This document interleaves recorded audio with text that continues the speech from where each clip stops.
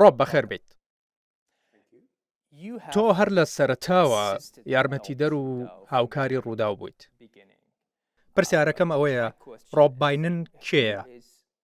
لە میدیای بەریتانیادا لەکوێ کارت کردووە؟ هەروەها چیت کردووە؟ دەتوانیت بە کورتی کەمێک دەربارەی خۆت بڵێیت؟ باشە، دەبێ ببێژم کو ئەز پڕ سەربلندم کو ئەز ji destpêka damezirandina Rûdawê ve têde beşdar bûm. Em li cîhanê digerin û di damezirandina kanalên televîzyonî yên nûçeyan de li cihên cuda yên cîhanê dibin alîkar. Hejmara wan kanalên ku me damezirandine di bîra min de nemaye. Lê bi dehan kanalin. Kanala herî baş ku min damezrandibe û min tê de hevaltiya herî mezin peyda kiribe û herî zêde pê bala min kişandibe bêguman Rûdaw e.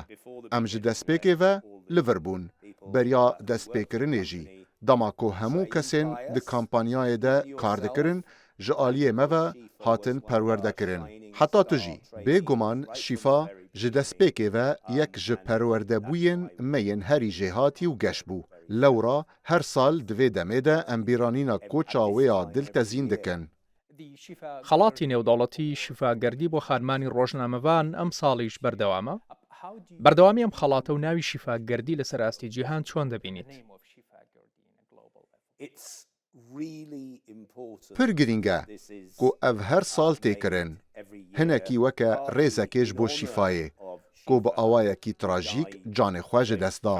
Di dema gihandina çîrokên şerê Daişê de ji bo temaşavanên Rûdawê.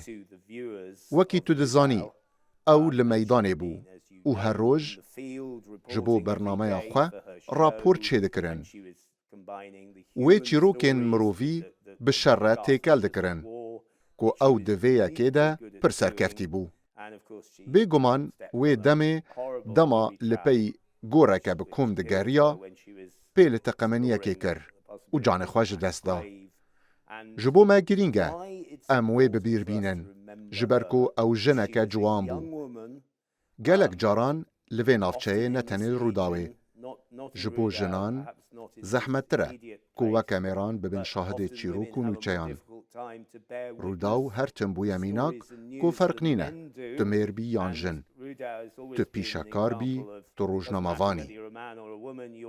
Ew mînakeke bilind e ji bo hevalên xwe yên hevtemen, ew genc bû. Her sal em xelatê didin kesekî ku li meydanê bûbe û bûbe mînaka rojnamevanekî navdewletî.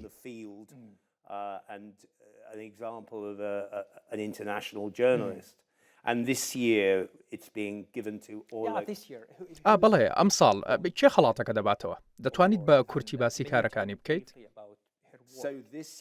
ئیساڵ خەلات پێشکەشی ئۆرلا گەرین تێکرن ku peyamnêreke gelek birêz a BBC'ye wê li vê navçeyê kar kiriye. Vê dawiyê jî li Rojava bû û romala wan çîrokên pir girîng ji bo BBC'ye kiriye. Ez wê dinasim. Ew pir kêfxweş û serbilind bû îsal bi wergirtina vê xelatê. Ew peyamnêreke pir wêrek û hûrbîn e. Di heman demê de her tim li aliyê mirovî yên nûçeyan li çîrokan dinêre. Ew li meydanê ye, di nava dilê bûyeran de ye. Lê qet ji bîr nake ku hemû çîrok girêdayî mirov in.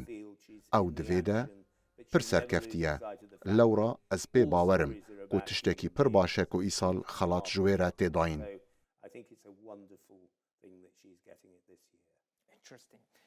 سەرنجڕاکێشە. ڕۆب، تۆ ڕۆژنامەوانێکی پیشەگەریت. ئەزمونێکی درێژخایەنت هەیە. دۆخی ڕۆژنامەگەری و میدیا ئێستا چۆن دەبینیت؟ وەکو tu dizanî, em pir li ser populîzmê û înternetê dibihîzin. Her wiha li ser wan kesên ku kanalan ji bo girtina tiştên sozdarî derbarê nûçeyan de bikartînin. Mebesta min ev e, xwezaya nûçeyê sozdarî têde heye. Lê ez her tim bawer dikim ku divê çîrok û nûçe û mirovên di nav çîrokê de bi xwe biaxivin, ne ku em biryarê bidin ka bûyer û dîrok dê çawa bin. Ez bawer dikim pirsgirêka mezin a medyayê niha ne tenê li vir lê li hemû cîhanê ev e کو هر کەسێکی کامەرەیەک و ستودیۆیەکە وی یا بچووک هەبە دکارە دەست بۆ وەشانێ بکە و پەیامên xwe belav bike.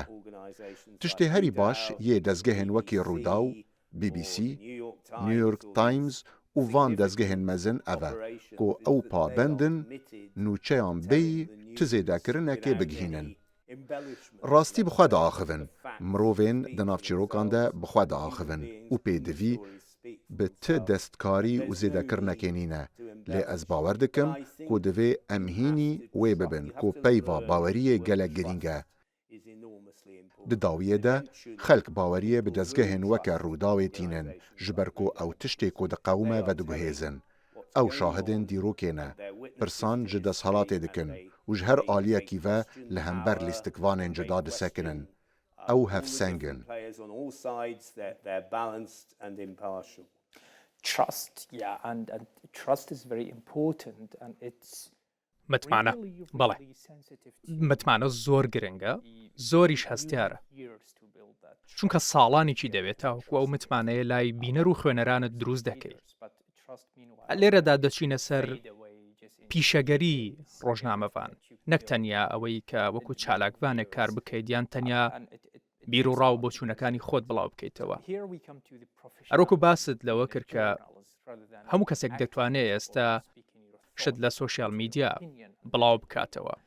هەموو کەسێک مۆبایلێکی پێ و هەموو کەسێک کامێرایەکی پێ و لە گیرفانیایەتی. لەم سەردەمەدا کە هەموو کەسێک دەتوانێت شت بڵاو بکاتەوە چەندە گرنگە کە پەیامنێر و ڕۆژنامەوانێکی پیشەگەر بیت. gelek kes ji bo armancên bazirganî divê qadê dene dixwazin kelûpelan bifirûşin. Hinekên din ji bo armancên siyasî livirin dixwazin ramanên partiyeke siyasî belav bikin an komeke mezin a xelkê ji bo karekî an tevgerekê kom bikin. Ez bawer dikim rastî ev e ku pîşe û karê me li ser wê hatiye avakirin ku em hîn bibin çîrokê ji her du aliyan ve vebêjin. Çîrokê bi rastgûyî û durustî vebêjin û serî li çavkaniyên rastîn bidin. Weke tu dizanî, ev tişt ji destpêka karên me ve di mejiyê me de hatiye çandin. Em her wêyekê dikin, karê me her ev e. Di gelek waran de karekî zêde ye, lê em ti karekî din nakin. Em tenê nûçeyê wekî ku di rastiyê de diqewime digihînin. Her ji ber wêyekê jî em bîranîna şîfayê dikin ji ber ku ew mînakeke temam awî karî bû. ئەو پۆپۆلیزمەی ئێستا لە نێو میدیادا هەیە چۆن کاریگەری لەسەر سیاسەتی جیهان و کۆمەڵگەکان دروست کردووە؟ Tu û hevpîşeyên te li vê navçeya cîhanê derbarê siyasetê de ji min zêdetir xwedî şarezan e. Bi nerîna min bandora wê populîzmê ew e ku siyasetê cemsergîr dike. Tişt an pir şaşin an pir rastin. Her tişt bi awayekî rehatê dîtin. Ti hûrgilî, lêkolîn û paşxaneke têde nîne. Ev dihêle ku hemû tişt hişktir xuya bikin. Tişt rehendekî hebûnî werbigirin. Wate bi vî rengî lê tê. Gelo mafê vê yê hebûnê heye, gelo divê em helwestê wergirin, gelo divê em vê rawestînin, gelo divê em ji bo vê birijin ser kolanan, belê, dibe ku carinan dema wê be. Lê wekî rojnamavan erkê me nîne. Em bibêjin birijin ser kolanan. Erkê me ye em bibêjin ev diqewime. Ew xelk bi xwe ne ku biryarê didin dê çi bikin. ڕۆب بینن بەخێر بیت و سپاس بۆ کاتەکەت. Ez kêfxweş bûm gelek spas. جێگەی خۆشحاڵیە. زۆر سپاس. زۆر سپاس.